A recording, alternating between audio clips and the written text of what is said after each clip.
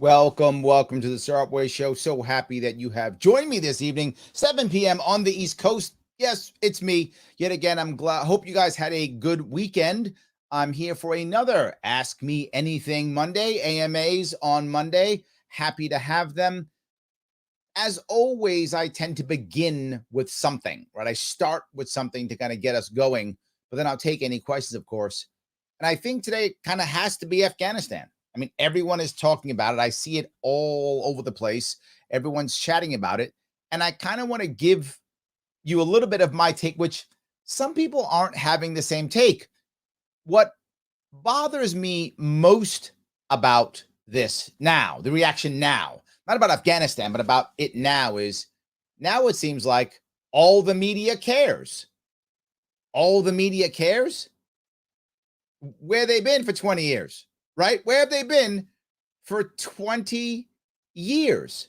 I don't get that, right? Where have they been for 20 years? Now they care so much about Afghanistan. Now they care about the troops. Now they care about the women. Now they care about Taliban. They didn't before. So what are they using it for? Sadly, and you see it, most people are using this as a way to either attack Trump or to attack Biden. Yet again, we have politicized something to base upon our silly left-right paradigm again. So it's got to be anti-Trump or it's got to be anti-Biden. So let me touch a couple of things, and I'm going to cover something that I don't think people are talking about. The first one is we got to blame Biden or blame Trump. First off, there's credit to be given to both of them and blame to both of them, right? That's absolutely true. The number one piece here to remember is it was 4 presidents who watched this happen. Now, Biden gets some credit for ending it, absolutely. And it's not and he was in it when Obama was there. 8 years he was there. He didn't seem to care then. Now he cares. Look, I'm happy that he cares now. I am. But he also gets the blame also for being for 8 years and being the guy who's all about bombing and staying in Afghanistan for 8 years. Didn't say anything then. Didn't even say anything when Trump was saying. In fact, when Trump was saying, get out, and Trump was saying it too, right? Biden wasn't going, yay, Trump. He wasn't saying that. So the idea that anybody can go, this is Biden's fault. I'm sorry, the war and the withdrawal is Biden's fault, or the withdrawal is Trump's fault, is silly. Is silly. Both of them wanted out. Both of them did. Now, so to be clear, let's touch a couple pieces here. I'm going to be clearer on this. That's generic. Now, let me be a bit more clear on this. Trump wanted out too. And if you remember, I was not against this. I was like, good, Trump, get us out of Afghanistan. I wish Trump had gone faster. I was happy with that. 100% happy with Trump getting us out. I was. I'm happy with Biden getting us out. I am. Right? So that part's good. They both want to get us out. Awesome. No worries. But to be forward, while I try to do whatever I possibly can to give people credit where credit is due. I absolutely give Trump credit for starting the process of removing us out of Afghanistan. It was his plan initially, his idea. Well done, Trump. I'm in. And I've had my problems with Trump, and you know I have, but I credit where credit is due. Now to be forward, Biden did not do a good job getting us out. That's clear. I'm glad that he followed Trump's plan. I am. And kudos to Biden for following a plan to get us out. Well done on that aspect. But wow, this is a disaster, clearly. Like, we've been lied to like there's no tomorrow. But I'm also going to give Biden a little bit of an out here. He's responsible, but a small one. And that is every single other person basically within the military-industrial complex told him, don't do it. Yeah, right? Every single one. Why? Because this is a racket. This is 20 years of cash payments into the military-industrial complex. And that's a fact. A whole lot of jobs, a whole lot of cash, a whole lot of grifting all over the place. That's a fact. That's true. And the problem is, when Bush began it, Obama was going to do nothing about it. He was grifting too. They were all grifting. At least Trump said, no more grifting. Well done, Trump. You said no more grifting. And Biden finally said, I guess I've grifted enough. I can stop grifting too. So I think both of them have at least accepted that and said no, right? So Trump was the first one to say the May deadline was the deadline. We're going to get out. Biden pushed it off and then screwed up. So the fact that he followed the plan that Trump put in, well done, Biden. The way it's executed, oh my God, Biden, what a disaster this has been. It's been bad. I give him a little bit because everyone around him everyone around him who's in the system, military industrial complex, didn't want to leave at all. They want to have reason to go back in because there's tons of money there. But I will also give Biden credit for this too, and that is he's not backing down. Credit where credit is due, blame where blame is due. So it has been the actual withdrawal has been embarrassing. That's true. The fact that he kept the plan that Trump started, well done, Biden. The fact that he's standing by it, well done, Biden. But really bad how this was taken care of, and bad that for the last, I don't know how many years, they all been grifting. So as usual, this is not black and white. This is gray. There are parts where you can go, well done, Biden, and parts you can go, what the hell is wrong with you? Both. Now, I know what some people are going to say. Larry, you know what? This is still bad. We have to say, Larry, why do you want to get out? We've got to stay the course and all those types of things. I know what people say. The reality of it is this was going to happen. I've been saying this. Come on, Ron Paul's been saying this for how many years already? I mean, maybe I said how many decades. I don't even know if it's years anymore. Is it decades now? How long has he been saying this? Been saying it forever, right? This was going to happen. And I know what people also say. Larry, you don't get it. You know, they should have let us do it, or we could have fixed it, or we should have trained them. All these things. No. But Larry, we did it in World War II. We did it with Japan. We did it with Germany. True. But it's an important thing that most people, and no one is saying this as aspect of it that people don't get. We failed in Vietnam. We failed in all these other places, right? We failed in Afghanistan. We failed in Iraq. We failed in all these places to create democracy. But we didn't fail in Japan and Germany. Why? Because Japan and Germany were already democracies before we got there. And most people don't understand that. You hear all the time. Well, we had to bring democracy to Japan, bring democracy to Germany. They were already democracies. Already. There's a lie that people will say all the time in anthropology and in politics. Look, democracies very rarely warn each other. Both of those nations were if you think I'm making this up, do your homework. Germany was a democracy. So was Japan, Imperial Japan. They were both democracies. They were broken democracies, but they were both democracies. The people were already voting. There was already a system. They were already on board with this concept. Hitler didn't take over Germany in a violent overthrow. He was appointed by an elected president. The Nazi party gained about a third of the Reichstag before they were there. This was a democratic takeover. It was a broken democracy taken over with, parliamentary procedure type stuff, but it was bloodless. The same in Japan. There was for those of you who don't know how the Japanese democracy worked, it was a democracy. The reason why the people were able to, the military was able to take over Japan and make a military dictatorship, and basically was because of a problem within their actual constitution, where if the military refused to create a cabinet, the government would fall. So the military simply used that to say, you'll do what we say or we'll make the government fall. That's what actually happened. So that really happened. These countries already had democracy. We were reinstating democracy. And that still took years. That wasn't even overnight. That took years. Afghanistan hasn't had it. Neither did Iraq. Of course they fail. They don't know how to do it. They're not ready for it. Doesn't matter how much money you throw at them. Of course, we didn't care anyway. So to be clear, of course it was going to fail. We shouldn't be involved. And I know that a lot of people are saying things like, well, what about all the people that died? Yes, horrible. And they're not coming back. But the one thing I'll agree with, I don't want any more to die. No more. About 3,000, 2,000 to 3,000 Americans died already in Afghanistan, and 20 some odd thousand wounded physically, and then how many mentally? Do we need to break any more families? Do we need to break any more American families for a nation that doesn't want to be saved? I mean, that's really it. Do we really want to have more American families devastated for a nation that doesn't want to be saved? It doesn't want to be saved. Then let's not save it. I mean, I know it sounds crazy, but they don't want to be saved. So let's not save them.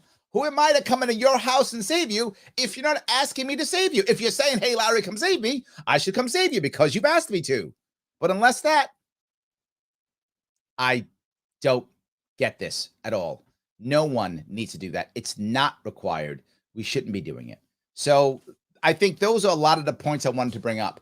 The democracy piece, the all that stuff. But the other piece I want to bring up is the idea of we went there to stop it from being a training ground for Al-Qaeda. Holy crap, is that stupid? They'll simply find another place. They'll simply find another place. Oh, there's no Afghanistan, so I guess there's no more terrorism. They found Syria, they'll find Iraq, they'll find Iran, they'll find Mali, they'll find Ethiopia. They will find places to do that. They will find places to do that. Now, I know there is another aspect that I'll bring up that bothers me tremendously, and some people disagree with me on this. All of the people who stood by our side there and their families, we should go out of our way to bring them to America. I know some people are like, no, bad immigration, blah, blah, blah, blah. Look, I'm not an open borders libertarian. Some of you be mad at me, I know, but I'm not open borders libertarian. I'm not about opening the borders and let everybody in. I'm about controlling our border, but vibrant immigration, but controlling our borders. I'm okay with that. The way the southern border is taken care of is not the answer at all, for sure. But here's what I will say. Regardless of how you feel about immigration, there's literally thousands of Afghanis, thousands, who fought next to our soldiers, sailors, and Marines and died for them and protected them and shot and killed people with them. Those people have earned coming to America. Those people have. And you can say what you want about immigration. Those people who were in the thick of it with our military members, they have earned the right to come to America. Not as citizens. Bring them in as green cards. I'm totally fine with that. Let them earn a citizenship like anybody else. No worries. But they've earned that right. They fought and they earned that right. They get to come. And I know some of you disagree with me. They get to come. If you sit by my Marines and my sailors and my soldiers and you take the rounds that they take, you get blown up with them, you get to come to America. You've earned it for literally years. Some of these guys have done it for years. They get to come back. That's what I want to say about that issue. I think it's kind of important to bring that up. And we should leave. It sucks.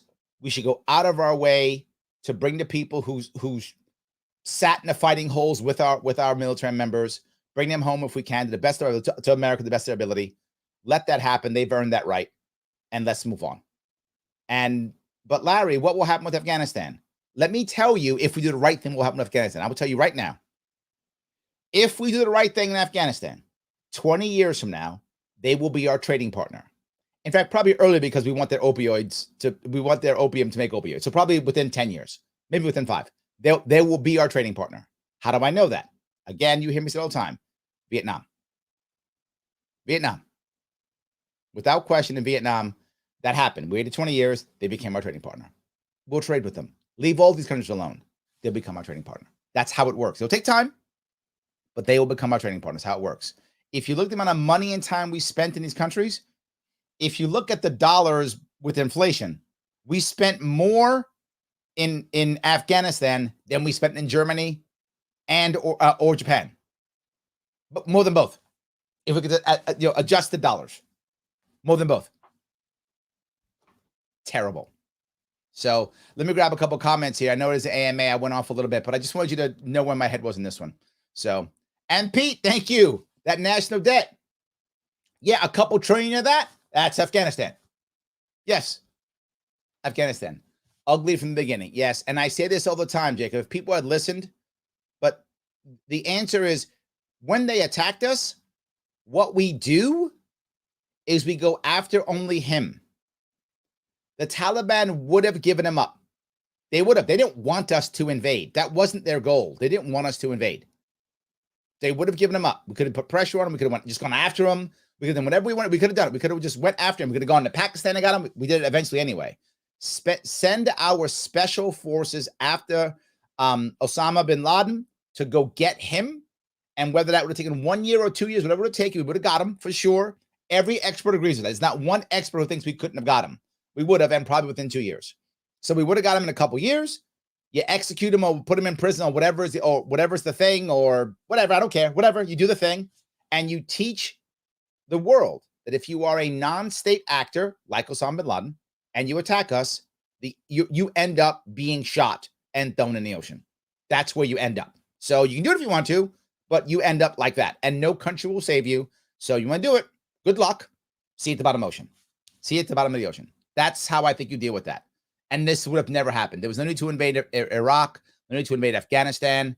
Punish the offender. The rest will learn a lesson. Or they'll meet themselves at the bottom of the ocean. Either one. That's what I think. So James says, can you explain the IRA and Sinn Féin thing? Yeah, I think you spelled it wrong. I don't think that's how you spell Sinn Féin. I don't think. Someone will correct me, I'm sure. Yes, basically Sinn Féin is what happens after they decide to stop fighting. IRA is the Irish Republican Army. That's the militant arm. Sinn Féin is the political arm of the Irish independence movement, right? So they want things to be better, and they have two arms. This is a good thing, by the way, right? The problem that America has often is America does two things very well.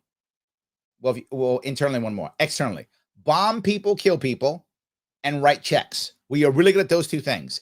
Everything else outside of America, not so good. Inside America, we also imprison people well. So if you want to imprison people, kill people, or write checks, we got that down. Everything else, our government does not do well. So what Sinn Féin is, Sinn Féin said the army knows how to blow stuff up and kill people. That's not how you win a peace. That's how you win a war. Sinn Féin was created to try to win the peace. So you want to actually be able to win a war and win the peace. America does not win the peace well, right? Not a good thing. After World War II, we created the Cold War because we lost the peace. And then we started another war with basically a Cold War with the Soviet Union. We did not win the peace in many of our wars. And I think we may lose the peace here too. I hope we lost the war. Let's hope we win the peace. We'll see. Germany won the peace in World War II. Germany now dominates Europe. So Germany won the peace. They lost the war, both of them, and then won the peace in the long run. So we won. I might think we should win the peace instead. So anyway, I hope that works. Andrea says, I don't think we should have been there in the first place. The way they pulled everyone out was all messed up. I agree. The pullout was terrible. I'm glad Biden's pulling out. I am. I think it's the right move. And I give him credit for not bending. I give Trump credit for starting it. He started to pull out. Well done, Trump. I give him total credit for it. And I'm glad Biden's following that. That's well done. Good job. And you have screwed up this actual pullout badly, my friend. You have screwed up badly. Biden is messing the pullout up. There really should have been a better phased pullout, without question. And you really should have set up an infrastructure to get our allies, the people who sat in the fighting holes with our soldiers, sailors, and Marines. You should have had a better system to get them out. They should have got out early. The whole concept that it could survive. I mean, sad. Yes. Roman says, Larry, I don't believe this is a legit pullout. Watch, Biden will send us back. They only care about making money. God, Roman, I hope you're wrong. I hope you're wrong. But see, Biden says things in if you saw his presentation, his speech, he said things like, well, we'll still worry about Syria or whatever. He started talking about this stuff. I wish they'd actually learned something. We haven't. I wish Biden had actually learned a whole lot. I wish that were true. And look, maybe he'll surprise me. I hope that next year I can be singing Biden's praises. I hope I can be doing that. I'm not sure I will be doing that, though. I wouldn't bet on that, but I hope I can be. And if he does it right, I will sing his praises. I don't know if I can, though, because I think it is a pullout because they're going to find other ways to make money. If you notice that every time I talk about breaking down the military-industrial complex, I never say destroy it. That's impossible. There is simply too much money and power behind it. It can't be done. That impossible. What could you do? Shift it. Shift it. The people in the military industrial complex, they just, to your point, Roman, they just want to make money. It doesn't have to be selling arms to the government. It doesn't have to be, grifting off the government. It doesn't have to be that. That works. It's easy and they love it. So they'll do that. But if we can instead of fighting Afghanistan, let's stop the wars and open up more markets. Let's open up Iran and Cuba and it's going to sound horrible, but I'm going to be very forward with you. Simply let the military industrial complex players know we're about to open up Cuba and North Korea and Iran.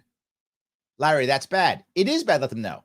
But at least then they won't stop me crush the military industrial complex because they'll shift into selling stuff to Cuba and Iran and North Korea. And then they won't fight me when I try to shut down the military industrial complex. If I just shut it down, then they will stop me because they can. There is too much money and energy and power behind it.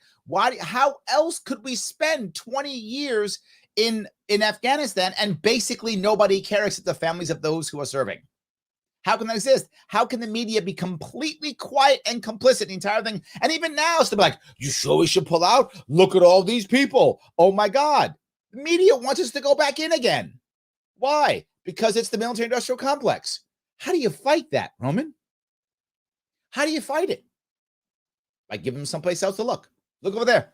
Look, instead of selling tanks to America, sell tanks to Cuba, or sell TVs or trucks to Cuba, or sell whatever to Cuba. You want to make money? Here's a place. How about I give you some time and you retool and stop making missiles and make microwaves or whatever is the cool thing of the day. Make computers, whatever. Go make money there.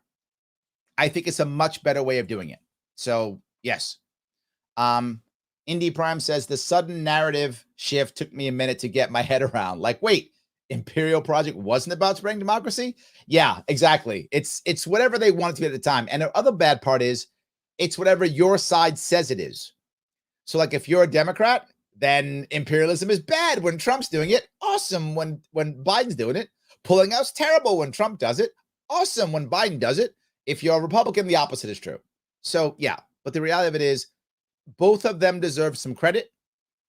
Biden gets credit for the final pullout, right? Because Trump started it, but wasn't here for the final pullout. And fair or not, whoever's on watch gets the credit. So Biden will get the credit for the final pullout. And he also gets the horrible, just hate he's getting for screwing up the pullout. He gets both of those. He gets both. I hope Roman's wrong. And I hope we don't go back in. Maybe I'll be telling Roman sorry later, but I hope he's wrong. I hope we don't go back. So Dave says, well, it was racist, unjust, or illegal war anytime a Republican was president. You read my mind, Dave. Yes, exactly right. Yes, it's bad no matter what. So, yes. All right, let's see here. Donnie says, this is an obvious arms deal used to keep the war going and on the other side, just like 1970s. Donnie, I'm not necessarily... Yes, you're right. Right? Yes. It's always about making money. It's the military industrial complex.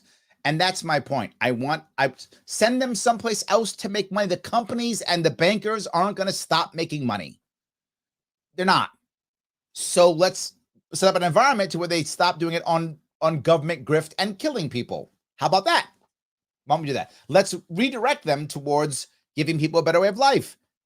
Making toasters and microwaves and something that's not missiles, something that's not tanks. Insert thing here. Phones. I don't care. Whatever. Solar panels. Whatever's not missiles and bombs. How about that? Yes. Angelo. Larry, Patreon supporter. Thank you, my friend. Patreon supporters.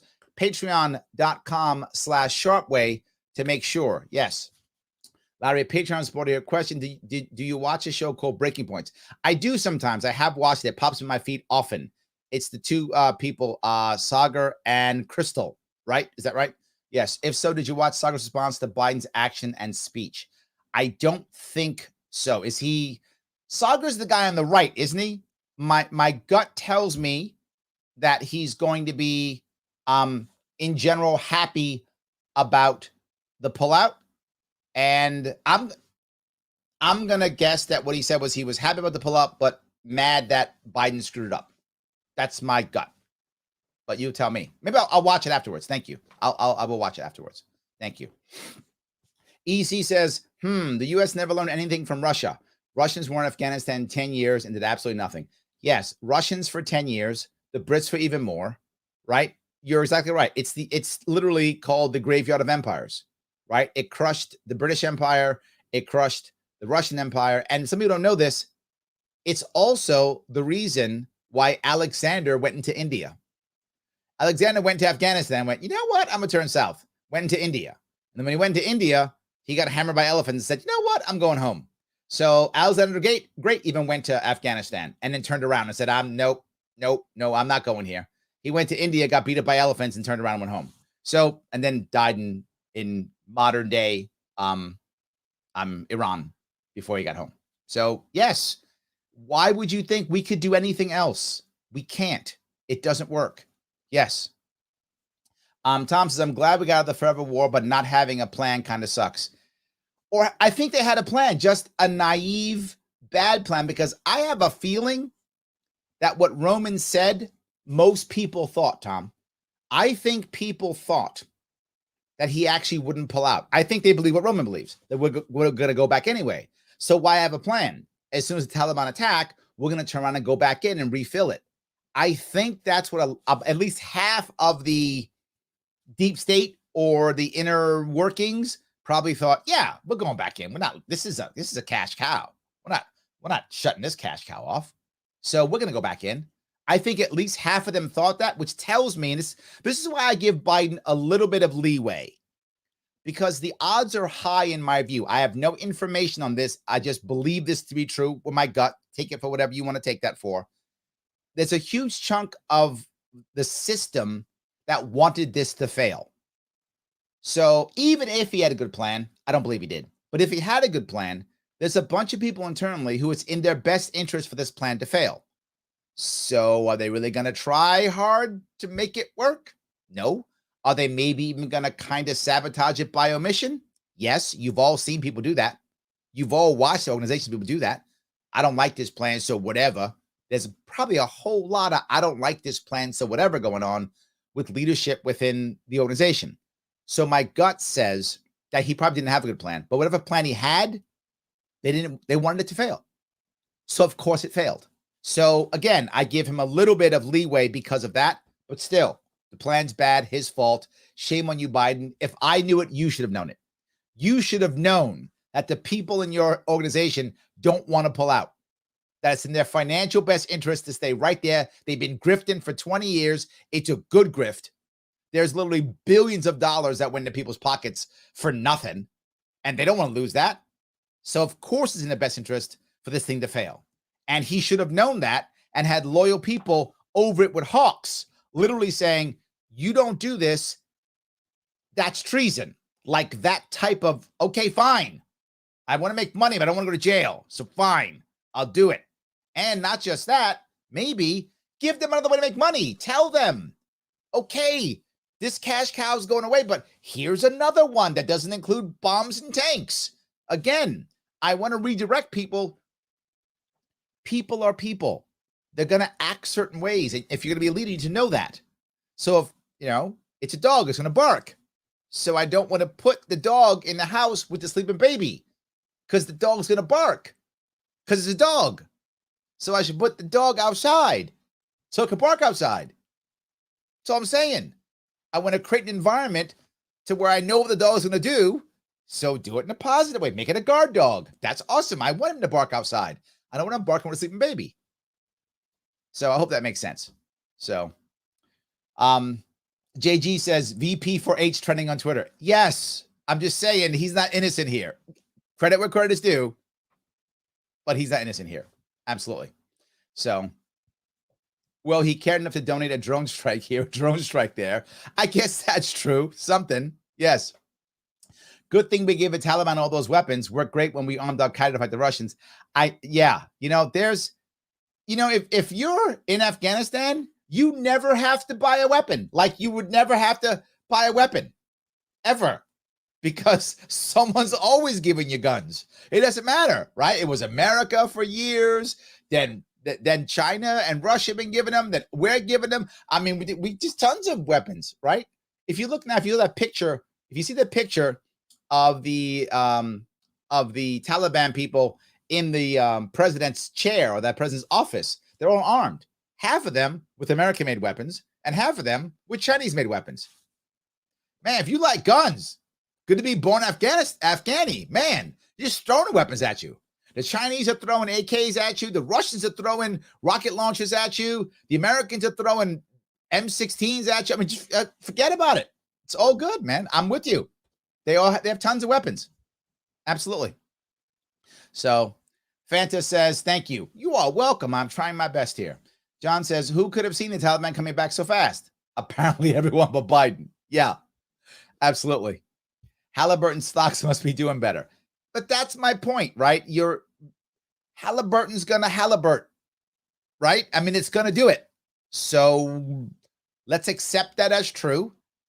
And they don't have to make bombs, right? It's not they don't have to have military contractors. They don't have to have that. Those same military contractors can be security advisors in Iran or North Korea or Cuba. They can do similar work in a better way. We can shift them to good. It's possible, but we're not even trying. So Pete says, why weren't the Afghanistans that backed us for 20 years offered visas when our borders are wide open? Thank you, Pete. That's my point, right? That's my point. Yes, absolutely. The people who are fighting with us, if we can find a way to let other people in, we can let them in and maybe keep the other people out until we figure out who they are. But these guys are the good ones, right? You can literally, and I mean literally, get individual soldiers, sailors, and Marines to vouch for these people. They were next to them in the same fighting hole. Get him to vouch for him. Yeah, that's the dude that took a bullet for me or pulled my friend out or the guy who was shooting people or got shot with me. That's the guy. Bring him in. I'm in. Let it go. Absolutely. Paul says, I don't blame Biden for this when I actually support Biden for pulling out. I agree with that, Paul, right? I do. We should have gotten out. And I do give Biden credit for not backing down. I know he changed Trump's plan, but at least he followed through. And he could have said no, right? He could have been like, no, I'm not gonna, whatever. He could have. He didn't. So I mean, I know a lot of people don't like Biden, don't like Trump. I know that. I'm not a Biden supporter, but I can still give the guy credit where credit is due. He could have backed out of this and he didn't. Right? And I give Trump support, I give Trump kudos for coming up with the plan to leave in the first place. Well done, Trump. Right? I know people don't like Trump, but I can give the man credit where credit's due. I'm totally with you. So we're damned either way, though, because Taliban going to be Taliban. Thank you. The issue, though, is what will the CCP spread its influence in the area now? That isn't much better. I think they already were, to be forward with you, Paul. They were backing them a lot. The Chinese were selling them weapons. So a lot of those AK-47s are Chinese made.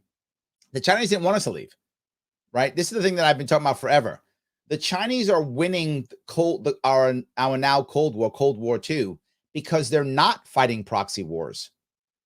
Because they're spending money building their whatever Chinese road around the world, whatever that thing is called, and they're buying up warlords in sub-Saharan Africa. I mean, doing all kind of stuff with money and cash and building stuff and going, can we have your resources? And the warlord goes, yeah. Can you build me a railroad? They go, 100%. I'll build you a railroad. If I build you a railroad, I then get the resources. Well, yeah, that, and you bribe me with $5 million, and they go, deal. So the Chinese give them $5 million, build the railroad, get all the resources. They're doing that. Well, we're fighting in Afghanistan. So they're already doing it. It's not like they're not doing it already, Paul. They're in the process of. But now if we instead decide to follow their model, we have better stuff. We do. Americans have better stuff. That's for sure. We got better stuff. If we sell our stuff that's better than their stuff, then we'll have more influence. So let's sell our stuff instead. That's what I would like. So let's do that. Because if we keep fighting wars and the Chinese keep getting better, one day the Chinese are going to have better stuff than us. That's the future. If we keep fighting wars and they keep making stuff. Right now, we have better stuff than them. Let's sell our stuff to them instead. But so even though they may have more influence in there, so what? Let's sell better stuff right now. That's the issue. So yes. Keith says, if only he had military commanders to advise him on it. Oh, wait. Yeah, exactly. Yes. Trump broke drone bomb records in 2019. No, Trump was bombing too. I mean, they were all bombing. I'm not saying Trump was the awesomest president when it came to foreign policy. I'm not saying that. He was bombing too. They all bombed. All of them bombed. The only last guy who didn't bomb was Jimmy Carter. Jimmy Carter didn't bomb. Every president since then does bombing. Obama was, I mean, it was in the name, Obama. I mean, literally bombs in the name. Obama was bombing like so tomorrow too, right? So was Trump. Biden was too. Biden started like his, I'm the president now. Drone strike Syria. They were all bombing. So I'm not blaming Trump more or less. He's just as responsible as all the rest of the bombers. All of them been doing it. All I'm saying here is that Trump was the one to say, we're done in Afghanistan. We're done. He started the process. Again, Biden finished it. Well done. Yes. Anyone else find it a bit odd that Trump isn't on Twitter, but the Taliban are? Ooh. Interesting, Pete. I like that. Interesting. Yes. Eric says, blame is on Democrats, Republicans, and the military-industrial complex. Yes, absolutely. Lunar Eclipse says, except that Biden is the one that fouled up by delaying the brokered trilateral agreement on May 1st. You're right. He did. He screwed the withdrawal. You're right. 100%. Yes. I totally agree that Biden messed this up. He didn't move out fast enough. He didn't do it right. It wasn't phased appropriately. But again, I'll give him two caveats. The first one being, at least it didn't end it. At least he followed what Trump said to do. He actually got out. Credit there.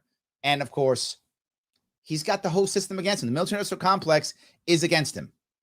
So, but yes, he's responsible for the failure. He also gets the blame for going to Taliban to not participate in a peaceful transitional government because he violated the May withdrawal. Yeah, that's same thing. You're right. He screwed it up. Yes, absolutely. Biden wanted to get out for years. Obama disagreed. You think that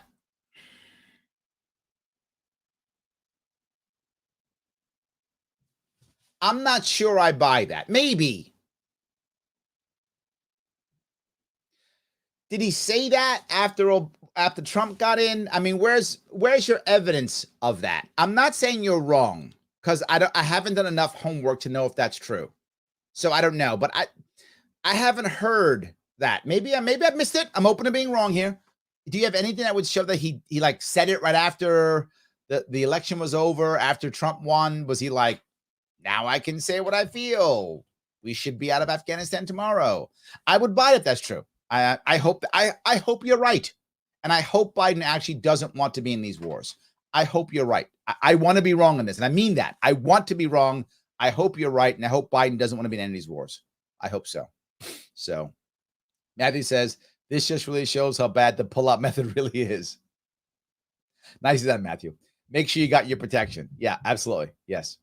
Thomas says, I worry about the Afghan people who assisted our troops over there during the 20 years. Yes. Unless they're able to get out, somehow the Taliban will kill them.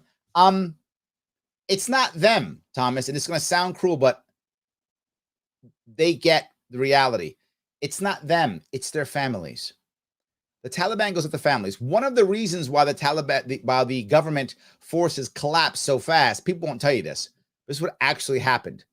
The Taliban simply spoke to the officer corps. They sent a message to the officer corps, the officers within the Afghani units, and said, you have two choices. You know we're going to win this eventually. Option one, fight us. And if you do, whenever we win, not only will you go against the wall, but so will your family. You all go against the wall, you and your family. Or you can walk away now. Walk away, go home to your family. All's forgiven, whatevs, move on. Life is good. And a lot of those officers believe the Taliban. Now, is that true? I actually don't know, Thomas, if the Taliban would do that. But if you know the Taliban's going to win and you have two choices, the American's not going to get you out. So your choice is fight Taliban, and not only you die, because many of these men in the Afghan military, they don't care if they die. I mean, they care, but they know they might die.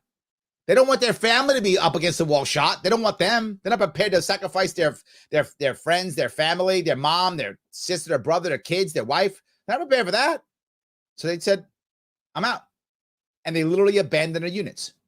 So now you've got an Afghani unit. And the officers, the top officer, one or two of them, literally pack up and just go home. Literally just go, I'm out, and go home. You're going to keep fighting. No. So the entire unit disbands. They all just go, oh, we going home? The weapons and they go home.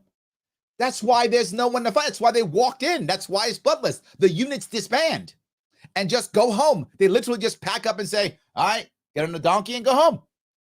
And so here comes Taliban. There's no one there to fight. They've all gone home. And some of them go, I don't have a home to go to. And they're all decked out and they don't have a home to go to. They're dressed up and no party to go to. Here come the Taliban. Hey, you guys looking for recruits? I got a weapon and ammunition. American government gave it to me. My unit, they all went home. You need some more soldiers? And Taliban goes, my brother. And boom, now the Taliban's got more people because those people who now don't have a unit and may not have a home to go to or may live too far away, don't care about their homeland, don't have a family, they stay and join the Taliban. They're already trained by us and already got their weapons. Have gun, will travel. That's what's actually happening. So it isn't just them, Thomas. It's also family. And that's where I got it. A lot of these men actually understand they might die, and some of them are okay with dying. Some are, but none of them are okay with losing their families. They're just not okay with that. And then the Taliban will go after their families. And that's when they went, all right, I'm going home. And my gut says the Taliban, for those officers, will actually be good to them because you don't want to set a precedent of lying to those types of people, right? And they know they're going to be in civil war again. So the odds are they will be very good to those military officers who are trained, smart, and they'll probably bring them aboard to fight for whatever the new government is. That's my assumption. They will actually be good to those because then that means if anyone else is fighting, if the civil war keeps going, if the other people fighting watch the Taliban be good to those officers, the other officers will also desert, and then units will disband. So it's smart for them to actually do it to the officer, but the political people, not so much, not so much. So we'll see. Jericho says, how this went down was an obvious disaster. Do you think that Biden not following through with the original May date that Trump planned made it worse? Yes, I do think it'll be worse. Can we really believe that the Taliban would have done anything differently? Yeah, if the Taliban had their plan to start their offensive in May and June. That's why if you notice, massive changes in June, July, and August. Because the Taliban initially believed they were going to actually be able to make offensives after the Americans left. So they planned these offensives literally over the winter. Right? There's only certain times in Afghanistan where you can actually fight. Oh, you usually can fight because of the weather in the mountains, right? So they plan offensives in the winter to make attacks in the spring, summer, that kind of thing. So they planned these attacks during the winter. They figured, okay, they probably thought Trump was going to win and that in May he would leave. The troops would leave and they would start their summer offensives. So they began their summer offensives. If we were out by May, then we'd already be out. So we wouldn't even be seeing this.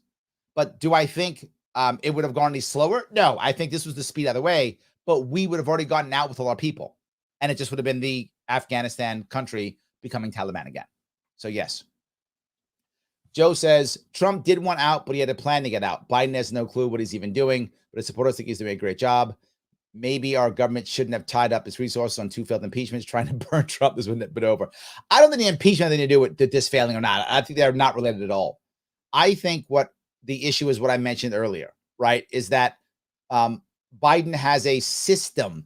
To be forward, I think Trump would have struggled too.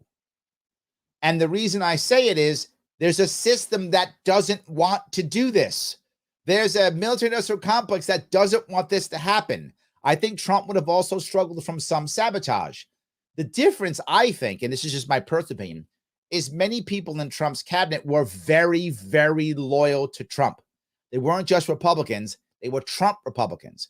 And they probably would have put more of the hammer down on people than I think Biden's people are. Biden's people aren't as loyal to Biden as Trump's people are to Trump as a person.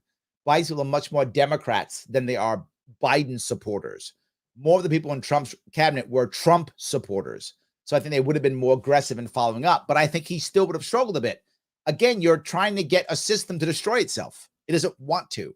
So yeah. Pete says, I'm already against the next war. Me too, Pete. I'm against it already too. Yes. Keith says, is that same military industrial complex that Eisenhower warned us about in 1961? Yeah. Same one, Keith. Absolutely, yeah. Yes.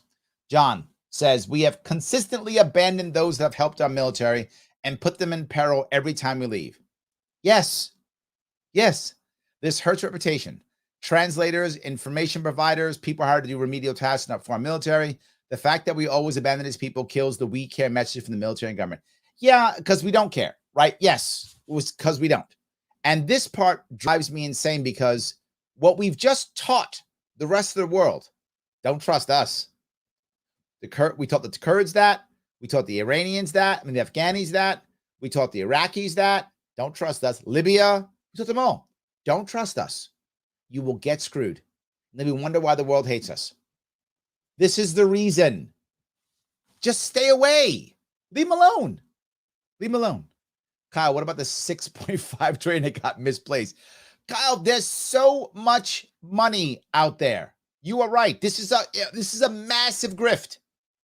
This is a massive grift. This is why they want us in there. How else can you explain us staying there 20 years and nothing going well?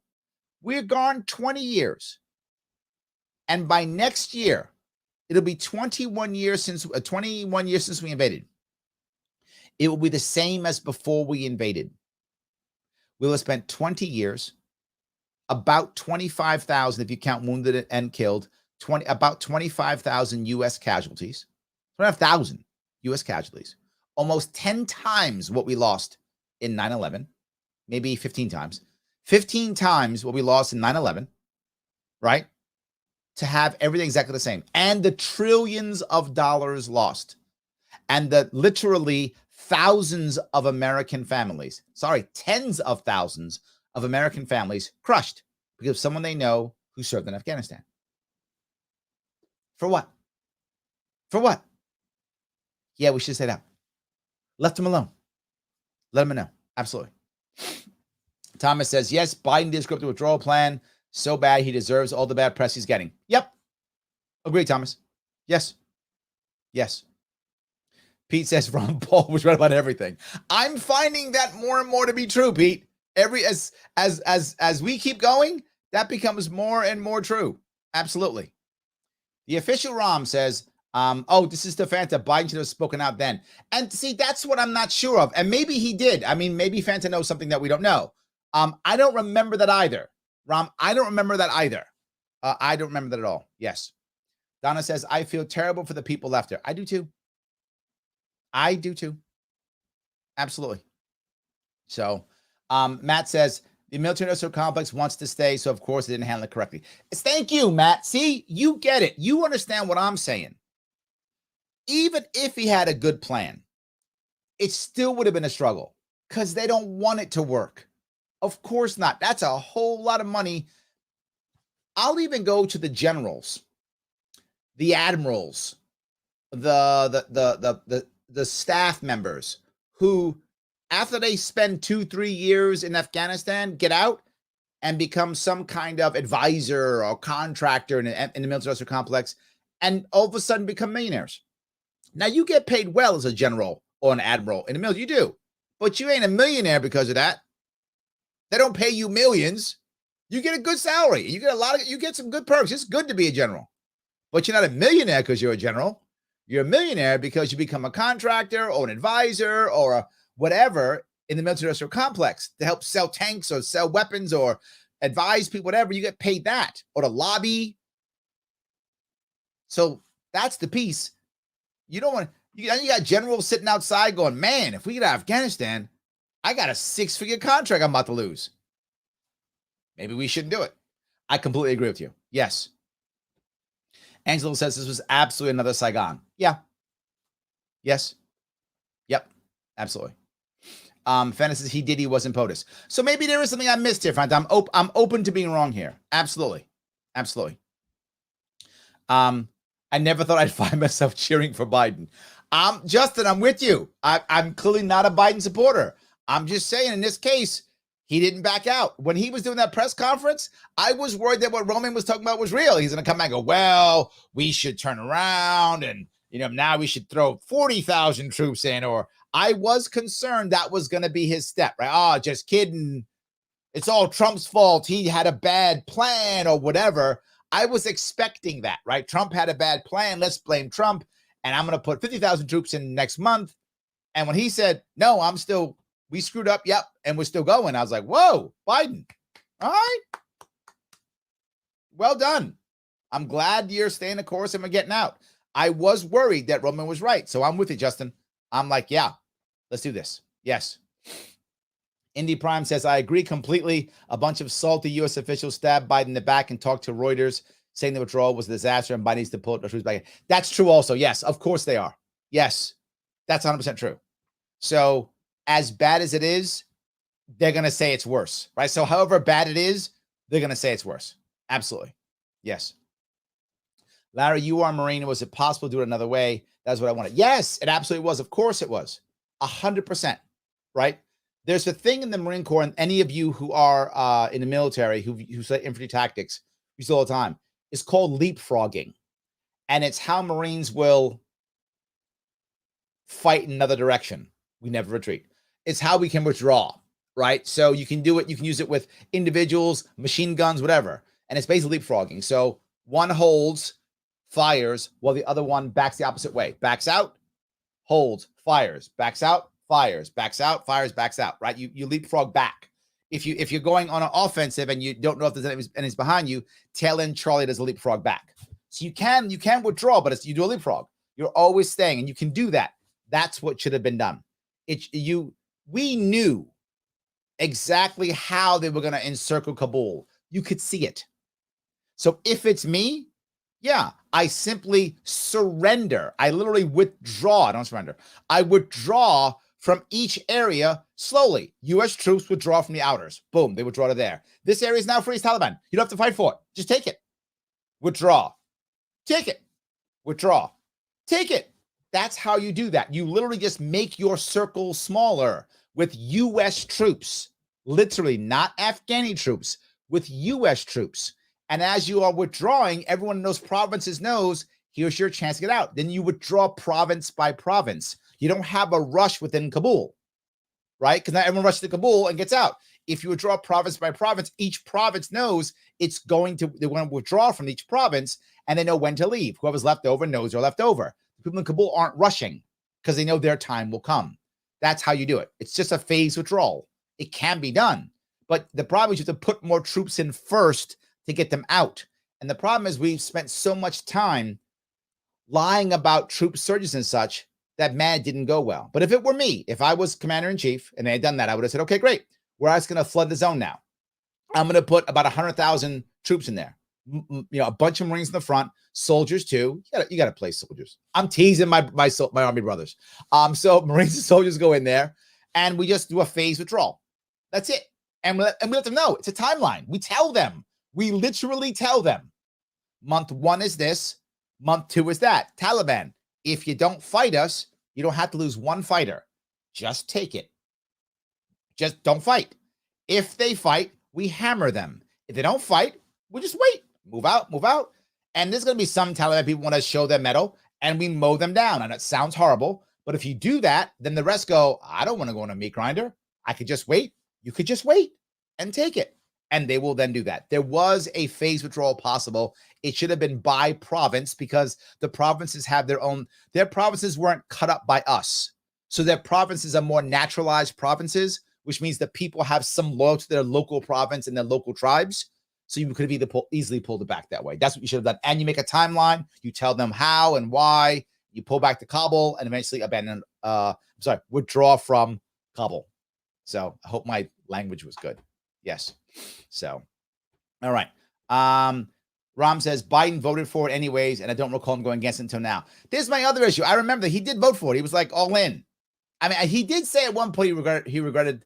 No, he said he regretted Iraq, right? Oh, now I've forgotten. Ram, he said he regretted Iraq. He didn't say he regretted Afghanistan. Isn't Afghanistan the good war? Excuse me. But I think he called it a good war. Was that Obama who did? Sorry, guys. The biggest mistake right now is the fact they should have evacuated everyone before the troops were withdrawn. Michael, yes. You are correct. That's my point. The troops, you have to put more troops in to hold the outskirts and slowly withdraw province by province so that by the time they got to Kabul, the people were out. Yes. Donnie says the way this was executed forces us to go back and fight the Taliban with weapons we gave them. Obviously, ploy from the military-industrial complex. Keep this going. Donnie, I hope you are wrong, brother. I get why you and Roman think that. And all I can tell you is I hope you are wrong. I do not want us going back in. And I feel a little bit good by the way Biden spoke. It seemed like he meant it. And I hope that he did. I want to be, and I mean this honestly, I'm not one of those guys at all who hopes our president fails because I don't like our president. I'm not that guy. I know lots of people are. I'm not. I wanted Trump to succeed. And when he did good things, I said so. I want Biden to succeed. And when he does good things, I'd say so. But my thing is succeed is do what I want him to do. I don't want him to succeed with his policies. I want him to succeed with my policies. That's how I think I call him successful. He does things that I want him to do. And when Trump did, I said it. You saw me on the show. And I'm saying it now. And when Biden does things I'm happy with, I will say it. I want them to do things that I want them to do. And I want to do my best to reward good behavior. I hope more people do it, because if we do it that way, other candidates who want to get elected will have to move towards our way. And that's what I want them to do. I want other candidates to move towards our way, because if they realize we want it, they'll want our votes. So all I can say, Donnie, is I can't say you're wrong because the past would show that you're right.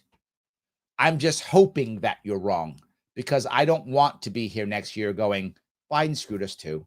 I want to be saying, well done, Biden. He got us out. And now we're out and it's better. Oh my God. That's what I want to be saying next year. And I just hope you're wrong. I don't know if you are. I hope you are. All right. Michael says, I agree it wasn't going to happen. Too bad we didn't spend the last 20 years trying to prop them up. And this is the point that I want to thank you, Michael, for this. Obviously, we weren't, and a bunch of people at the military industrial complex were lying to us, right? Or we were, and we don't know what we're doing. So either we're bad at what we're doing, or we really weren't doing it. One of those two things are true. But either way, people were reporting that everything was great and good. What I would ask is, who's paying that price? Who's paying that price? Remember General Petraeus? People, we have a problem in America. We love our generals. That's a problem. We just love them. They're generals and we love them. Wasn't Petraeus in charge of this for a while? And when he left, everybody was like, Petraeus is the greatest general ever. And I was like, why is he a great general? Not that he's a bad general. I'm not dumping on Petraeus. I'm not saying he's a bad general. What I asked was, why is he a great general? Well, because he worked in Afghanistan. Doesn't make you a great general. It makes you a general. What made him great? Like, what happened that made him great? Well, he was in Afghanistan. That doesn't make him great. That makes him a general. And he should be able to handle Afghanistan. Why? Because he's a general. And I would hope that any general that the United States Army creates would be able to handle Afghanistan. You're a general. You should be able to handle that. That's literally your job, right? It's like he's a great mechanic. Why? He fixed the car. You're supposed to fix cars. You're a mechanic. Why is he great? So we just worship our generals. My issue is a whole bunch of generals either were bad at what they were doing or were lying to us. Am I wrong? Either they were bad at what they were doing or they were lying to us. Afghanistan was not prepared at all in 20 years. Were our generals incompetent? Was our civilian leadership incompetent? Were our generals lying to us? Were our civilian leaders lying to us? Here's what I'm sure of. No one will ever find out. And that, believe it or not, is the most important point of this entire 20-year piece. You, Michael, have touched the most important piece. More important than all the people who died, to be forward. Because if we figure this one out, in the future, more won't die. But if we don't figure this out, we will do this all over again. All over again. Because there's too much money in it. There's too much power in it. We spent 20 years allowing big corporations and contractors and warlords to grift off of us for 20 years. That's the reality. Somebody was lying to us or incompetent. That's the issue. Where are those people? Where's the impeachment for them? Where's the investigation for them? I would like that. That might save some actual lives. That might actually fix some things. How about that? Brian says, What do the warmongers want? For us to spend another 20 years there. Yes, or any place else, Brian. Syria will do just fine. Libya will do just fine. Eritrea will do just fine. Eritrea will do just fine. Mali, perfect. Doesn't matter. They're all good. Any place will do just fine. Just 20 more years of bombing. That's all that matters. Joe says, weren't they both dictators in effect? Ah, yes. You mean Germany and Japan? Yes, in effect they were. But they were dictatorships because of broken democracies, meaning they were already democracies that became dictatorships, right? That could happen to us, Joe. We're a broken democracy right now. Nothing gets done for our democracy. We just yell left and right. Two horrible parties just fight each other. We're broken too. We could become dictatorship also. They did that. That's what happened. So yes. Matthew says, for argument's sake, why were we really there to begin with? It's all about minerals and resources, not America's job to police the world. I would agree. I don't want us policing the world, man, at all. I'm with you. Sam says, those worst things I've seen on Reddit was videos of people clinging to the sides of planes they left. Yes. As you can imagine, they could not hold on versus the forces put on them as the plane flies. Yeah. That was horrible, Sam. I agree. Yes. Shows desperation. Hitler was democratically elected. Actually, Angelo, he was selected. If I remember right, it was von Hindenburg who was the president, and he selected Hitler as his replacement as chancellor when Hindenburg stepped down or was ill or something. If I remember my story correctly, my history correctly, I think Hindenburg either was ill or something, and he then selected Hitler. Hitler was the leader of the Nazi Party, and the Nazi Party had gained about 30% of the Reichstag, which is the equivalent of Congress in those days. Now it's called the I forgot what it's called. The Bundes. I've forgotten the name of the German place now. It's not called the Reichstag anymore, but it's called something similar. The Bundes. Someone will correct me. Thank you for someone who will correct me, but it's not the Reichstag anymore. Or that might be the place. I should research this. In any case, it was called the Reichstag, and they own 30% of it because he was the leader of the party that had the largest chunk. Hindenburg put him in charge. If Hindenburg stepped down, Hitler stepped up. So yes, it was done through parliamentary procedure, but it was democracy. Yes. Let's see here. Josh says, what do you think of leaders giving up weapons and technology? When you leave that fast, yeah, that's my point, Josh. You're totally correct. When you leave that fast, yeah, they take it all. Of course. They have more weapons than they ever could use. Yes. John says, I'm going to say Afghanistan is a nation that's made up of tribes. There's no national unity or pride. We never seem to understand this. There is a little bit. They're tribes. You're right. There is one time when they're unified, and that is when there's a foreign aggressor. That's when they get unified. So when the Brits decide to colonize them, they get together and fight the Brits. When the Russians decide to invade, they get together and fight the Russians. When the Americans invade, they get together and fight the Americans. So usually that's true, John. But when it comes to the foreign invader, now they're all Afghans then. So we decided to unite them against us. There we go. So, all right, Fanta has shown us something. There we go. 2021, Biden's stubborn streak paved the way for. All right, so that's something to look at. Maybe Fanta's got them. Thank you. After the show, Fanta, I promise you, I will look at this. I promise you I will. I'll look right at it after the show. I got to check out the Breaking Point show and then this one. You guys give me homework for after the show. Thank you, but I got homework. It's fine. Yes. Chris says, should have left after they took out bin Laden. 100% correct, Chris. Well done. What was the reason to stay after that? You're right. You're right. Obama's gone. Sorry, but Obama was in here. Obama's in. He gets bin Laden. Leave. I agree. Obama should have left at that point. Got bin Laden. Out we go.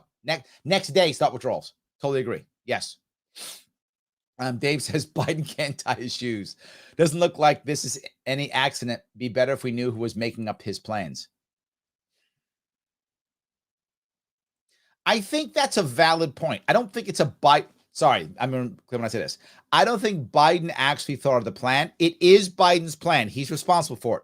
David, he's responsible for it. But I think you're right. He didn't make it. But I think he's responsible for it. And responsible for the failures. Both of them. And the problem also is you got the military industrial complex ruining things. So Dave says, we trained Afghan soldiers. Yes. Germany experienced democracy and multi-party system before World War II. Thank you, Dave. Yes. Japan was the same way. Yes. Arab countries don't believe in democracy. They believe in might makes right. I'm not sure that's true. I think the Turks had a democratic system. I'm saying Arab countries. They're not really Turks. You're right. Hold on. Let me think. Can I think of an Arab country? They make me think. All of the strongest and most powerful Arab countries, you're right, are all autocracies. Tunisia? Man, you're making me stretch. All right, your point's a valid one, Dave, but Tunisia. Maybe Tunisia. See, I found one. Is that considered Arab? I think that's considered Arab, right? North Africa, they're Arabs. I think they are. I think they are Arabs. I think Tunisians are Arabs. So I'm gonna go with Tunisia. There we go. I got one. I think Tunisia would actually fit as one that believes in democracy. Check that one out. I think I got you. I might have got you on one, Dave. Maybe one. We'll see. Yes. So Joe says, no more families need to suffer. Agreed, agreed, agreed. Yes. Matthew says, their deaths are tragic, but let's not see the pointless deaths. What's the end goal? Right back where we started. Yes, absolutely. Angelo, you win the prize today. We cannot force democracy, he says. It must be organic. Yeah. Yeah. Absolutely. Surely some of them want to be saved. Not sure the percentage, but still. Yeah, and those who wanted to be saved enough fought alongside of us, Keith. They knew that when they got in the fighting hole with us, when they went out on patrol with us, when they were our translators in these towns and cities trying to help us to find the bad guys, they knew that their families, if this war ended poorly, that they were going to be finished. They knew that. Those people wanted to save their country. Those people were prepared to put their lives literally on the line. And I've had people on this show, you might remember, I've had a couple of them on the show. I've been on other shows and other panels where a lot of people, usually Marines, but also sometimes soldiers, who fought alongside Afghanis would say how they lost so many of them, how so many died, and they missed them. Yeah, those people wanted to be saved. And again, they earned the right to come to America. They did. They sat with our troops. They ate the same dirt, as the saying goes. They ate the same dirt. So you know what? They get to come. Those people wanted to be saved, and their families need it. Adam says, Larry, come save me. See, you're asking to be saved. It's fine. Yes, absolutely. What about the innocent women and little girls who will now be raped and beaten? I cannot tell you how much I hate that, Dana. You are correct. That is horrible. And I have to be forward about this. We can't save them. I wish we could. We can't save them. The country, the nation, the tribes don't want to save their own women and little girls. And it sounds horrible, but they don't.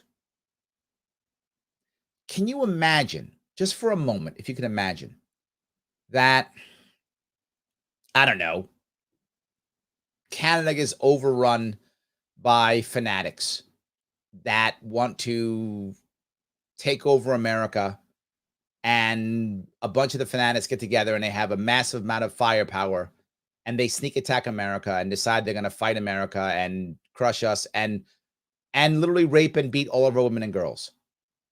Do you think American men wouldn't fight to the death over that? To the death. Of course we would. Not even close. Of course we would. We'd be to the death. We'd be suicide bombing.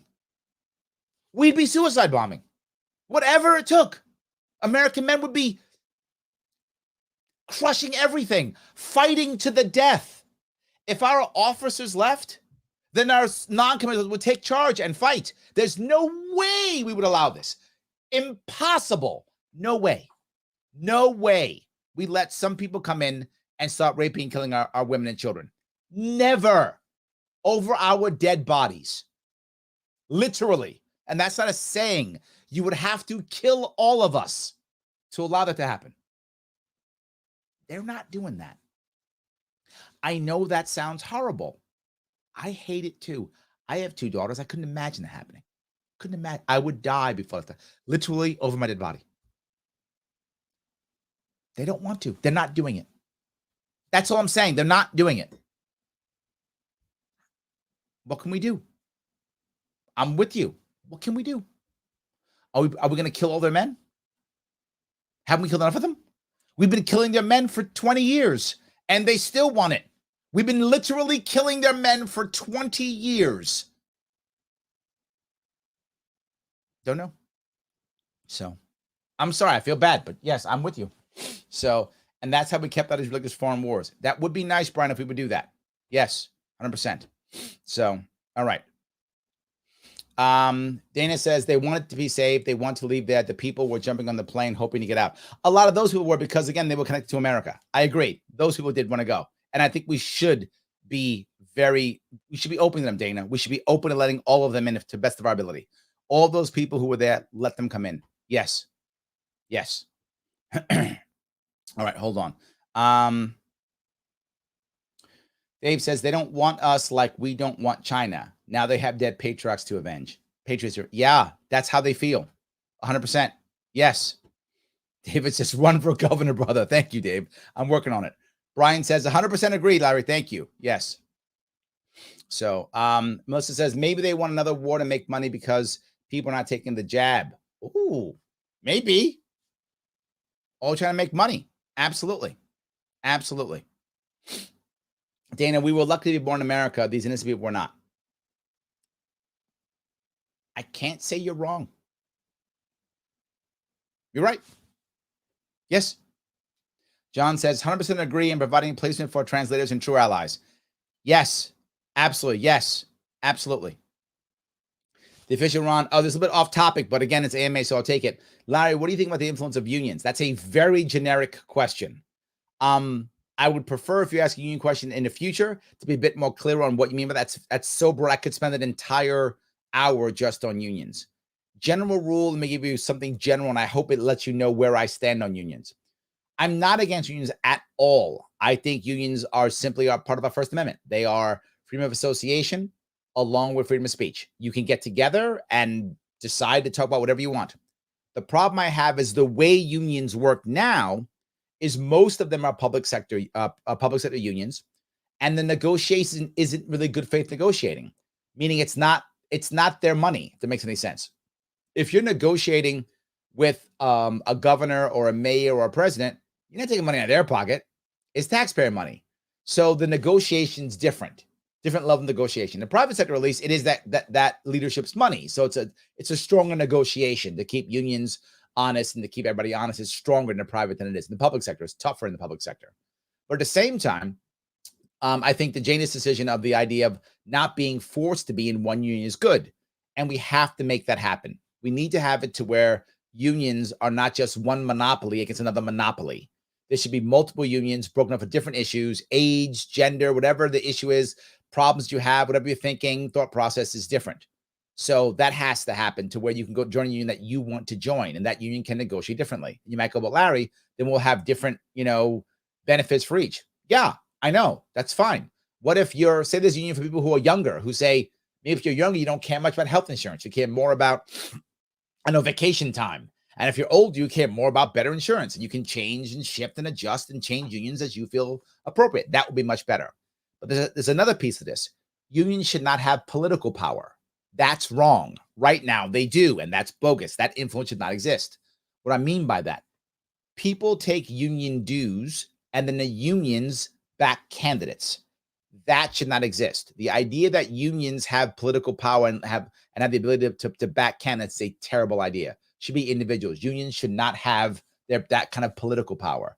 Now, they should have a right to tell people, we think you should, we think you can, sure. But the idea that they're making the cash themselves, so now that means by default, I'm forcing you to be part of a union, and now your union is spending money on candidates that you may or may not support, or spending money that you may or may not agree with.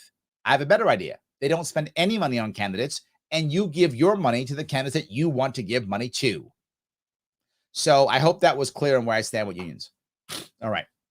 Let me keep going. Sorry, I all of a sudden got a little of a clamped here. So, yes.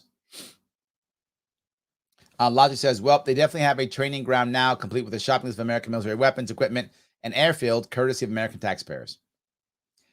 Yeah, but I don't think there will be much terrorism in Afghanistan. I don't think there'll be that much. No more than any other country. I don't believe that. I think the Afghanis don't want another invasion.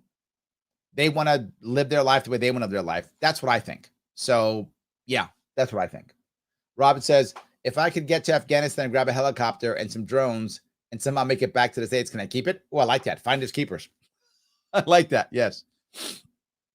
Kelly says to leave behind the men, women, and villagers who provided service or military in any way have the right to our protection. We have absolutely abandoned them. It's a disgrace to my heart's breaking them. Yes. Yes, Kelly, you are right. The purge is coming. The atrocities will happen, and they've been left to die. Yeah. You're right. And he says, I agree on this take. It should have happened before the withdrawal because now the open borders crowd will want all of them to come in when it should just be the liberal country builders. Oh, the country builders. Yes, gotcha. Okay. Yes. David says, I agree 109%. They have earned it, Larry, for being on our side. Yeah. You eat the same dirt with me in combat, you can come to my house. Yes. You eat the same dirt with me in combat, you can come to my house. Yes, you can. Yes. Done. Yes. So, disagree that they don't want to be saved. I think the forward think people in the area are drowned out by the backwards. We saw people begging the U.S. forces because they knew the implications. See, people are saying that, and I'm not sure, Matthew. And here's why I say this. Are there some who want it? Yeah, but there's 20 or 30 million Afghanis. Like 1 million voted. Something like that. It's 2 million, whatever. Less than 50% of the population even bothered to vote for any of their elected officials. They're not voting. They're not stepping up and voting. They have no concept. Not no concept. I'm exaggerating. They have limited concepts and valuation and even infrastructure for democracy. So imagine that. You have 30 million people. Probably 20 some odd million people are eligible to vote. 2 million vote. 10% turnout. So the people who were in Kabul, who were enjoying the Americans being there, yeah, they want to be saved because they know the Taliban are coming. So they want to. But does the average Afghani? I think it's obvious that they don't. I think they want to be Afghanis because they're Afghanis. They want to be who they are. I don't know. Maybe I'm wrong. Do I sound like I'm being cruel? I hope not. I'm not trying to be cruel, Matthew. And maybe I'm wrong on this. I'm looking at the evidence that I see. And when I see you've created a democracy that's been around at least 15 years, and your turnout for voting is less than 10%, meaning you haven't built the infrastructure to vote or the desire to vote or the care, whatever needs to be built out for democracy to function, you haven't built out in 20 years. I know it's hard in Afghanistan, but guess what? India deals with it. India is the world's largest democracy, and they have areas just as remote as Afghanistan. Their elections take weeks. I'm not joking. If you know about India, India's elections take weeks because literally some places there's no road to get there that isn't dirt. There's a lot of India is a massive country. Some parts are very rural and hardly have any infrastructure whatsoever. Yet they find a way to deal with democracy and they vote and they do in small villages and stuff. They find a way. It takes them time, but they have a system. Over time, they've come up with a system. Afghanistan can't come up with a system in over a dozen years. I feel like it isn't the forward people being drawn by the backward. I think most people don't want to move forward. And again, maybe I'm wrong, but I can't see any evidence to show that I'm wrong. The evidence seems that most Afghanis just want to be Afghanis. Who are we to force them? And again, India has places as remote as Afghanistan, and they have found a way to run elections. Again, it takes them over a week, but they've done it, and they continue to do it. India has a much higher turnout elections than Afghanistan, way higher. I don't know what the numbers are, but they're higher than us actually. So they figure it out. The Afghanis couldn't. Maybe the Afghanis didn't want to. I'm sorry. Maybe not enough of them wanted to. How about that? Maybe that's true. Maybe not enough of them wanted to. So I don't know. Maybe I'm off here. I'm happy to be wrong on this one. Again, the things I'm saying I know aren't good. I know aren't good. I'm sorry, 38 million. Sorry, I knew it was 30 million. So 38 million in Afghanistan. 30 million. I took it off the top of my head. So thank you guys for correcting me. 38 million people. And something like 2 million voted. So what's that? 30 million people who could vote, give or take, who are eligible? That's still less than 2%. Less than 10%. Less than 10% show up. Do you really want it? That's all I'm saying. Do you really want it? So, yeah. Josh says, my dad fought in Afghanistan and Iraq. He told me he thought it was a waste of time. Look at that. There we go. Yes, absolutely. So thank you for correcting me, guys. I appreciate that. Yes. Let's see here. Their morals are inherently tied to the interpretation of the Quran. You can't change that fact that other than killing every fundamentalist in their families, which is a social solution, genocide. I'm not sure I'd go there. I think the average Afghani is as religious or not religious as many people all across the world are. And I think they're only doing it because they think it's the right thing. I think if we weren't constantly at war in Afghanistan, I think they'd settle into whatever their normal tribal days are. I don't think they would go nuts and go, let's kill everybody. I don't think they would do that. I guess because humans don't, right? Humans do this when they have a reason to do it, right? They always validate some reason. But Afghanistan's not going to invade Tajikistan, or it's not going to invade, Iran. So they have to fight amongst themselves. Robert says, I agree with you on unions not being able to provide money to candidates, but I think that should carry over to corporations as well as never to help eliminate crony capitalism. Yes, Robert, absolutely. It is my opinion, and people disagree with me, that corporations are not people, should never have been people. No entities are people, should never be people. This is a terrible idea. The idea that we have that is insanely dumb. They're not people. If they're people, then they should vote, right? If they're people, then you can't. If they're people, then you can't subpoena records from them. Why? Because they have a Fifth Amendment right to not incriminate themselves, right? So if corporations are people, if that's true, they're not. Then they have a right to vote, because people do, and they have a right to bear arms, don't they? The corporation can buy weapons, can it? Not just that, you can't subpoena anything from them. Why? Incriminate themselves. They have Fifth Amendment rights, right? Because they're people, right? Of course they're not people. And the concept of making them any type of people is just a grift and part of an industrial complex to make money. That should not exist at all. They're not people. They are literally sheets of paper or ones and zeros in the machine. That's what they are. They're not people. People are people. That's it. And people have rights. Corporations should not have any rights. They're not people. Sorry. That's what I feel. That is my feeling. I know people will disagree with me. I think it's true. So, all right, let's see if I can do this real fast. All right. Robert says, after speaking to many American troops who served in Afghanistan and come back only to find out that their wives left. Oh, Robert. The amount of times I have seen what you're saying is heartbreaking. They survive Afghanistan to come home to a horrible situation to where they want to take their own lives. They can survive the battlefield of Afghanistan or the battlefield of Iraq and then come home and can't survive the American family court system. You are correct. I'll finish it. Just it's heartbreaking.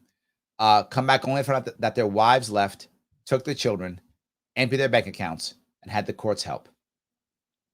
Yes, yes, and yes. They would often sign up for another tour, and I'm just not positive went back to help men in Afghanistan to protect women. I really feel we should be treating people better here in the U.S. before worrying so much about other countries' morals. Why wouldn't you go back? I mean, I'm just telling you, I'm asking you as an individual, not just you, Robert, but anyone listening, anyone watching. You go off to Afghanistan, survive the killing fields, and survive killing fields. I'm exaggerating. Survive the battlefield. Survive the battlefields of Afghanistan. Come home to lose everything. Why wouldn't you go back? Why wouldn't you? What you got here? Pain? Suffering? Loneliness? Go back to Afghanistan. Sign up again. What you have to lose? At least you get a purpose there, respect there, at least something. And maybe you get lucky and die. And I'm not joking when I say that. I know men who are going back hoping to die. Because if they stay here, they're going to kill themselves. So let's go back to Afghanistan. So I'll get blown up. That'll end my pain. And I'll be a hero. That's the war we've created. Thank you, Robert, for that. You are totally correct. And we're worried about we got to save face in Afghanistan, or we're looking bad in Afghanistan. How about all the individuals who have been devastated by that war? Robert, thank you so much for bringing that up. You are so on point. Yes, yes, and yes. Absolutely. Paula says, I still look at the pics of my husband. I'm sorry, I still look at the pics my husband took of kids in Afghanistan who used to follow him and his guys around. They were beautiful. I wonder what happened to them. I don't know what the answer is, but dead Marines is not the answer. There's tribal countries, many problems. Yes, that's not the answer. I don't know what the answer is. It's not that. Definitely not that. Yes. So, all right, let's see if I can do this. Missy says, please help support the Sharpe Way for free. All you do is like, subscribe, share, and comment. Yes, absolutely, guys. Please do that. Like, comment, and share. If you like what I'm saying, if you think I'm doing makes sense to you, if it feels right to you and you enjoy it, you want more people to see it, you have to like, comment, and share. Otherwise, I wind up getting shadow banned. So do your part. What's your part? Click the like button.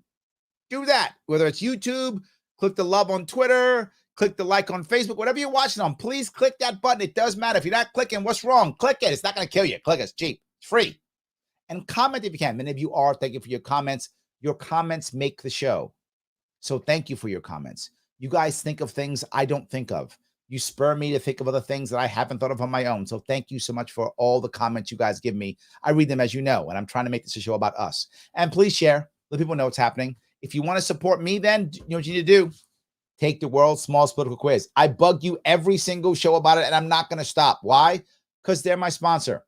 You see my team, all the stuff they do. You watch what they do. The world's smallest political quiz, the sponsors are the Advocates for Self-Government. They're my sponsor. They support my team. That's how we do what we do. You want to help us out? It's free. Take the quiz. If you've taken it already, share it out. Take that link right there. Share it in your place. Share it on Twitter. Share it on Facebook. Share it and say, hey, take this quiz. You care about Afghanistan? Hey, there's a survey here on the military. Check that out. See what you think about that. Take that. And if you've already taken it, no worries. Click that link and take some other surveys. There's many of them out there. Take those surveys. See what you're feeling. Help out my sponsors. And last, if you want to support the show itself. Patreon.com/Sharpeway. It does matter. $10 goes a long way. So it's $25, whatever it is. If you tell me, if I know what I'm getting every month, 10, 20, $25, I can start putting it into Facebook ads. We need them. YouTube ads. We need them. We got to put them into ads so we can grow the show. So more people can see it, so we can become more popular. It does matter. Please, guys, help me out. It does matter. Thank you so much. So thank you, Missy, for that. Appreciate that. Absolutely. So let me keep going down here. Mr. Dayton says, I listened to a vet from Afghanistan earlier today. It was heart-wrenching as he described a man who saved his life by losing his own in the process. Yeah, thank you for that. We cannot save the world right now. We must protect ourselves at this point, in my opinion, to help others later. Yeah, you know what we got to be? We have to become a better country so that more people want to come here and they want to copy us. I want them to want to copy us. I want them to go, America, we should be like them. Let's copy those guys. That's what I want them to do.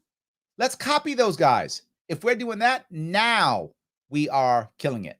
Now we're doing the right thing. That's what I want us to do, right? They should be copying us. Yes. Anyway, excuse me. Daniel says we wouldn't need a suicide bomb to save rape girls and women. We deploy our force most of them. Yeah, I'm exaggerating now. You're right. I was exaggerating, of course, right?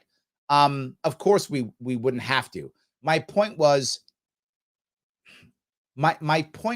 we wouldn't, if we were in a situation to where people were going to rape and or kill, even if it was going to be us, even if it was a civil war, we would fight to the death in whatever way possible. We deploy all of our forces, everything. You're right. We'd bring everyone back from overseas. We would do whatever it took. And that was my point. I should have been clearer. It was kind of off the cuff. So maybe it wasn't the perfect analogy. I apologize if it was confusing, but yes, we have to do it. We have to just fight. We would just fight to the death. I agree completely. Yes. Daniel says we can't save them. Oh, I see where you're going. We should just turn a blind eye. That's not libertarian. I see where you went with that. I'm sorry. Yes. Okay. No, we should not turn a blind eye. Absolutely. No. We just can't destroy ourselves. That's the issue. We can't destroy ourselves. That's the issue. And that's what I want to do. I hope that was clearer, right? Really, yes. So, all right. Neoliberals and the war. I'm not sure where that comes from. But the idea, there is some interesting now, if you notice. If you look at where a lot of Democrats, Republicans are going with this, when Obama was bombing, and he was the bomber in chief, Democrats didn't want to talk about war at all. Like, war, what war? Who's at war? Nobody's at war. There's no war. Who cares about war? Democrats would not talk about war, right? Wouldn't even talk about it. They all of a sudden became, I don't know, who no one's at war. They forgot about it. When Trump was at war, the Republicans were quiet about it. But when Trump wanted to pull out, most Republicans are okay with it. I think they didn't think that Trump was going to pull out. That's what I think. Again, I have no evidence of this. It's just my gut. Take it the way you want. I feel like a lot of Republicans thought Trump wasn't going to pull out, but Trump was going to pull out, and Biden finished it. So that was actually going to happen. I think most thought they could talk him out of it. I wouldn't do it. Too much money in it. I think most Republicans thought he wouldn't do it. And then, now that Biden's pulling out, now all of a sudden half the Republican parties become neocons again. Have you noticed that? Whenever your guy is doing something, people change. A bunch of Republicans have become neocons all of a sudden. I thought they were all like Trump Republicans. Now they're neocons. They forgot Trump wanted to pull out. Now all of a sudden it's like, we didn't care about that. We're neocons. Where did that come up with? I don't know. Joe says, technically Saddam Hussein was elected. He was quite popular. No. What I mean by that, there was an actual system set up that was democratic in both Germany and Japan. Saddam Hussein was a rigged election. The elections weren't rigged in Japan or Germany. The people chose people, and there was a problem within a parliamentary system that made it happen. So yes. So, all right, Joe, Tunisia is Arab. I thought it was. Yes, Tunisia is Arab. Yes, I thought Tunisia was Arab. Thank you for that, Joe. I appreciate that. And Shadow One says Tunisia is a representative democracy with an executive president, a legislature, and judiciary. Larry's correct. That's what I thought. Thank you. Yes. Tunisia was the only one I could think of. Thank you guys for doing the fact checking on me. That was the only one I thought. Yes. Is it Kaya? Hope I say it right. Kaya. Everything from Morocco to Somalia to Iran is Arab. Okay, but not Iran. Iran is not Arab, correct? I don't think Somalia is Somalia Arab? I think that's the border, you mean, right? Iran and Somalia are the border of the Arab world. No, Iranians, they're Persians, right? They're not Arabs. And Somalis, I don't think are Arabs either. But Tunisia is Arab. Thank you. Yes, I appreciate that. Yes. Yeah. All right. See if I can go down here. I appreciate that, guys. Really, I do appreciate that.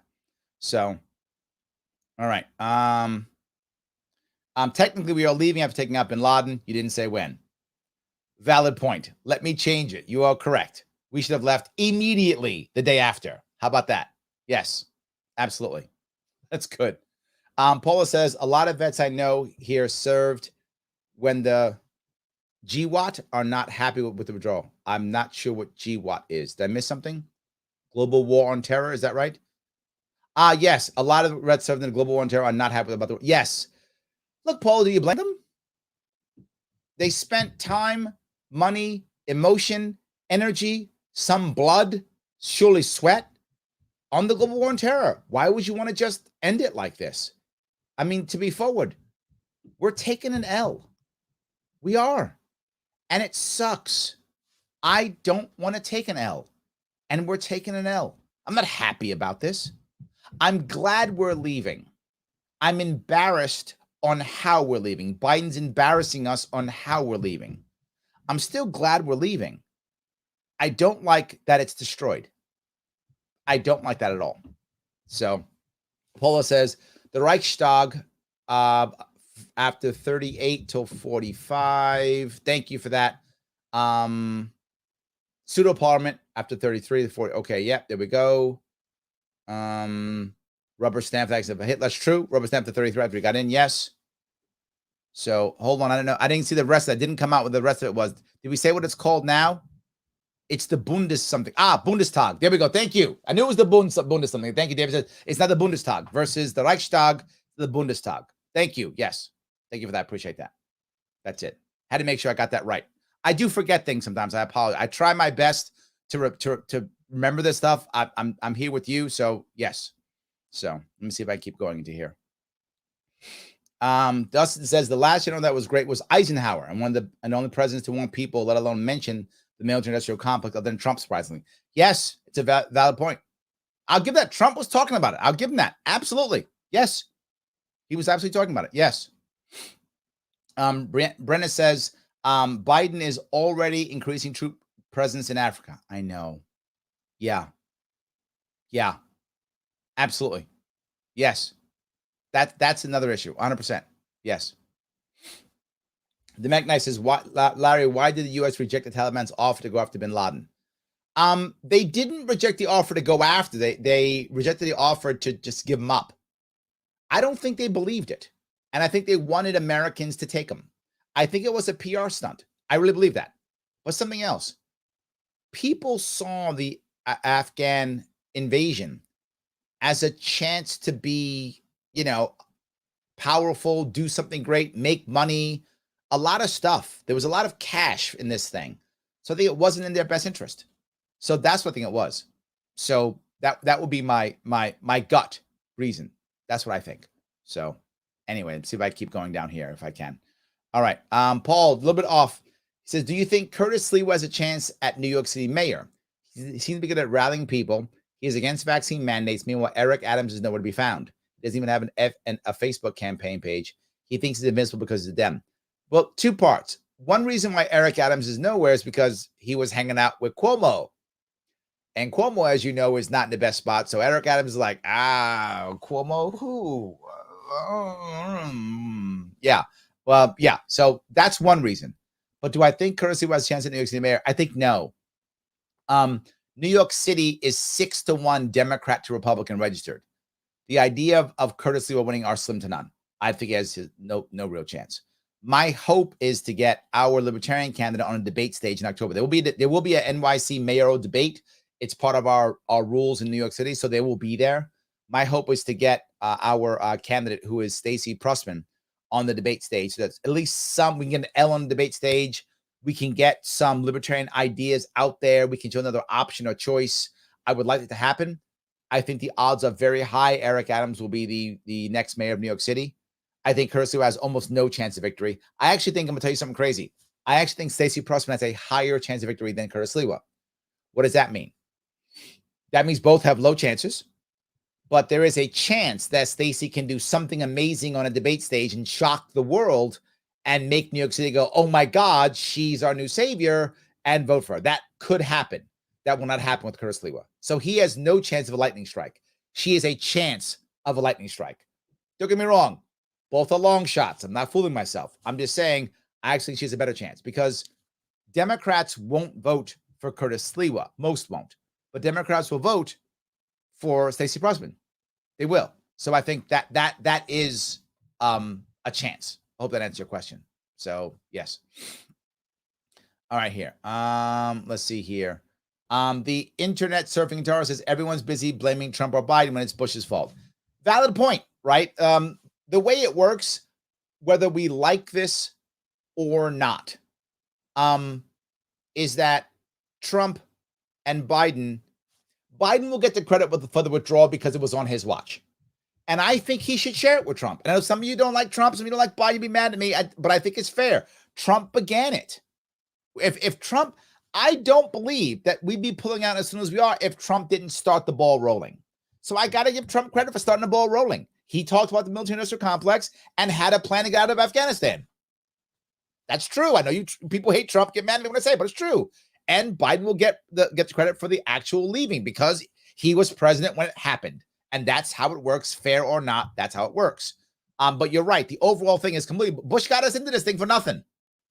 Totally true. You're totally right. Bush got us into this thing for nothing. Bush should not have done it. But at the same time, look, Obama could have got us out. He didn't. He was bombing more. Obama bombed more than Bush did. Obama could have got us out. He didn't. Trump could have got us out earlier. He did when he thought it was right. I wish he'd done it earlier. And now Biden gets credit for it, even though it's a bad withdrawal. So yes. Okay. Then he says, Larry, how would you incentivize a group that rapes and pillages all for Allah? I don't think we can incentivize them, Daniel. And that's the saddest point. I don't think we can. I think we just can be the best example and hope that eventually they begin to follow us. And I think you do see some evidence of that. And you see in places like Iran, Saudi Arabia, you see a lot of the, particularly the youth, try to copy different aspects of American culture that they like and they think is good, and they want, and their freedom and their dancing and music, and they do try to. We need to be less bombing and more showing culture and showing our values. When we become empire, our values go away. The more of an empire we become, the more we fight our own people, the more we spy on our own people, the more we take away rights, the more we bomb other people, the worse we get. The less empire we are, the more we are good Americans and what we're supposed to be, closer to our real principles and our real values. I think that's how you do it. And look, it's not going to happen overnight, Daniel. We're not going to change Afghanistan. We tried 20 years of force. It didn't work. So Afghanistan's not going to change tomorrow. Can we get them to change in 100 years? Maybe. By being a good example, by buying and selling and trading with them and showing them our best side. Eventually, we can get the youth to go, why are we doing this backward stuff? Let's copy these guys. They're doing good stuff. Let's copy them. It's the right answer. That's how you do it. That's a long-term answer. That's not going to solve the problem today. It's not. I wish I could. I don't have the magic powers. If I had magic powers, I'd make the whole world libertarian tomorrow. I don't have magic powers. What are you going to do? I wish I had a better answer for you. I don't. I don't have a better answer for you. I wish I did. I wish I did. So that's how you incentivize them. That's it. So, all right. See if I can keep going down here. In other news, it's the first day of the end of the New York City restaurant industry. Yes, the passport's going to affect today. You're correct, Paul. And by the way, that will be my show tomorrow on A Free Solution on WYSL at 12:05 Eastern time tomorrow. I'll be discussing exactly that. Yes, absolutely. Yes. All right. Where China's proxy army? No, I think actually the Afghans were. They were the proxy army. He says, "Tell me why China is the beneficiary of all these messes." I think I did. You might have missed that part, Tyler. They are a benefit because while we're wasting time, money, and energy fighting in Afghanistan and Mali and Somalia, Eritrea and wherever else we're fighting throughout the world, Syria, they're buying up territory and property and making good things happen. And they're building their road. They're making inroads throughout the world. That's what they're doing. So yeah, that's what they're doing. Absolutely. Yeah. So in any case, so thank you, by the way, Fanta, for the things you're linking. Right. I appreciate those. I promise you I will look at them. I will look at them because maybe I've missed something. Right. I do my best to stay up in things. Sometimes I miss them. I don't remember everything or see everything. I am wrong here or there. So I appreciate that. Yes. So Jeff says, AMA, totally off topic, just lighten the mood for a second. Are you enjoying the new little doggo? I am. He's little. He's like 4 pounds. His name is Biscuit. And now he's sleeping with my daughters and life is good. Yes, it's nice having dogs. My 4th dog. I love dogs. Most of my dogs were bigger. He's the littlest dog I've ever had. So I think that's the right. I'm happy we got the dog. It was a good thing to do. I'm happy we did it. So yes. Steve says, I agree. The best thing to do for the world is become a free country again. Yes. Yes. Yes. Yes. Brian says, being good example. Here, Larry. Yes. Yes. Yes. Absolutely. Yes. Look, the reality of it is, we're an empire. Why? Empires can easily survive losing wars. Countries can't. When nations lose wars, they pay a high price. When empires lose wars, what else? What are you gonna do? What else? Another war. We're an empire. We're always fighting wars. Roman Empire always fights wars. Mongol Empire always fights wars. Chinese Empire always fights wars. British Empire always fighting wars. United States always fighting wars. When you're an empire, you always fight wars. And you lose some, you win some, whatever. So it doesn't matter. You're an empire. In fact, you breed off the war. You live off the war. It's how you become an empire. What you do. That's what empires do. Empires just empiring. Well, they do. But when you're a nation, you lose a war, hurts. That's how you know we're an empire. So yes. Tom says 4 pounds of that dog. He is a puppy. He's a puppy still. He will eventually be about 15 pounds or 16 pounds. He's only a couple of weeks old. He's a puppy. So he's He's not going to stay 4 pounds. I would agree. 4 pounds is, I don't know. Is that a mouse? I don't know what that is. Something. He's little. I hold him in my hand like this. He's still a puppy though. He will be bigger. He's only he's not even 3 months old. He's like 10 weeks old, something like that. 8 weeks old, something. He's little. So anyway, yes. Vendetta Jones says, we took an L when we went in. Wow. Nice, Vendetta. It's true. Yeah. We took an L when we went in. Absolutely correct. Yes. Logic Rex says, Sliwa is cool, but a Republican will never win in New York. Yes. Ain't going to happen. I agree with you. Yes, I agree. 100%. Absolutely. So, hold on here. Robert says, I see the U.S. getting involved more and more in Africa, too, with the heavy Chinese efforts there. Something to start paying more attention to. I think that's our next proxy war is Africa. I think you're right. It'll be sub-Saharan Africa. Maybe Libya. Libya might be North Africa, or it'll be sub-Saharan Africa. I think you are correct. Yes, Robert, I agree with you. Jericho says, hope to see you at the State Fair this weekend. I will be there. I will be in the New York State Fair this weekend, August 21st and 22nd. So if you guys happen to be there, I hope to see you there. I'll be at the New York Libertarian Party's booth. So I will be there then. Absolutely. I hope to see if any of you can be there. I hope to see you there. Also, tomorrow night, I'll be having a Bitcoin expert on. And tomorrow at noon, I will be on WYSL talking about New York City and New York State and what's happening with us this week that people are not talking about. It's talking about Afghanistan. Guys, I want to say one more time, like, comment, and share. I know I say all the time, I can't stop. And sponsor the show if you can. Patreon.com/Sharpeway. Every little bit helps. Please do that. It does help. Take the world's smallest political quiz. Support my sponsors. It does matter. And share that out so other people see it. It lets you know if you're libertarian or not, or how close you are. And if you are close libertarian, maybe start looking at some of our views. It is a way of getting people to start thinking, are they libertarian or are they not? It's a good way of doing it. So, guys, I want to say thank you so much for tonight's show, all the time that you gave me. I appreciate it. I will see you all tomorrow.